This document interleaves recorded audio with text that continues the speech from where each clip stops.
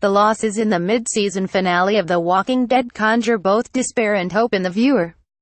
The death of Carl, one of the last 3 remaining original characters from Season 1, is not something people expected or even thought was possible at this point. And, maybe just as surprising was the fall of Alexandria. Fans are wondering how the story can go forward without this character in this setting. What are the possible ramifications of these losses? Do we get to come back? Photo by Gene Page. AMC Season 8 has been one of callbacks to previous events and themes in the series, and making the connections to those references provides the viewer with insight. Episode 8 of this season mirrors Episode 8 of Season 4, Too Far Gone. In this episode from exactly half a series ago, the prison as well as Rick's vision of hope for his son is lost when the governor attacks. Rick spent the first half of Season 4 trying to create a wholesome, violence-free life for his son at the prison, which Rick and his people had worked so hard to build into a safe home. Those who survived the destruction of the prison had to scatter, find each other, and painfully rebuild, but can they do it again? The resources they enjoyed at Alexandria are rare now. In this world, everything is finite, and so any kind of loss can prove devastating. Will they ever have what they had at Alexandria? In connection to Carl, this callback episode didn't contain Carl's literal death as much as it did the figurative death of Rick's more innocent ideals for Carl.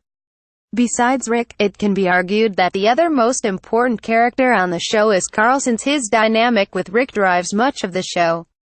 If it weren't for Carl, Rick may have never had the motivation to make it out of the hospital in the very beginning. The most pivotal moments for Rick are often tied to Carl. Think back to Rick when Carl lost his mother, or when the Claimers tried to assault Carl. He responded to these events with mental breakdowns and violence. Andrew Lincoln has stated that Rick's family is his ultimate breaking point. How will his son's death change Rick as well as the story? All things considered, hope does remain for the story and the show. There is one critical, positive idea that echoes throughout the callback episode. When home and hearth are under constant threat, we get to come back. This is a phrase that bookends the entire first half of Season 4, and it is the one that reoriented Rick after the death of his wife. And depending on who is speaking this phrase, it takes on both dark and optimistic interpretations. If this phrase is applied to its current sister episode, it would imply there is hope on the other side of these losses.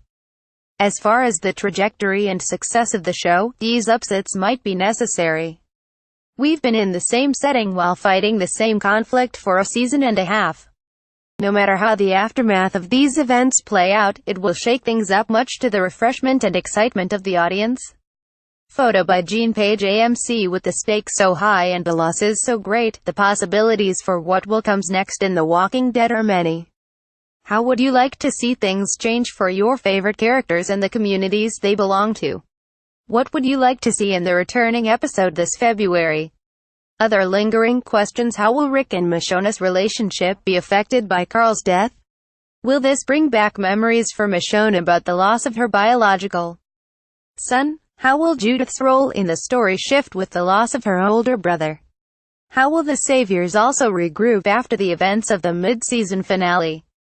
Sierra Serrato was a projectionist and curator at the Hot Springs Documentary Film Festival, and she currently is a poet and freelance writer in New York. Pop High Voltage. Just read more. Saturday Film School. The Shape of Water is a visual feast. CTRL by SZA is our 2017 Album of the Year release. Radar Kappa releases music video for Waste My Time.